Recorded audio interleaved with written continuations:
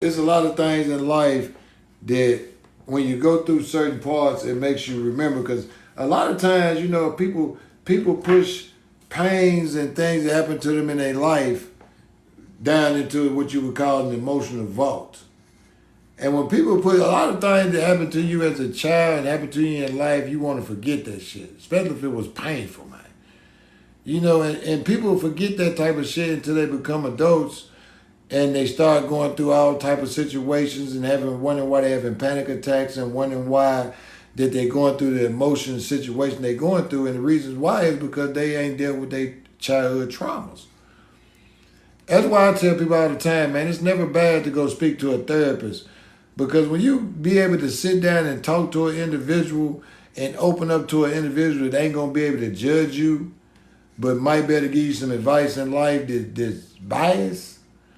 Because when we go to friends and family members and ask them for advice about situations, sometimes them folks toxic.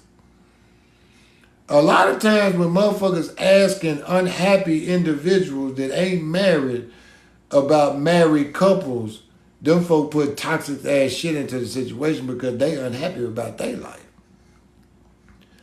A lot of people shouldn't be giving advice to other people because their life ain't even right, man.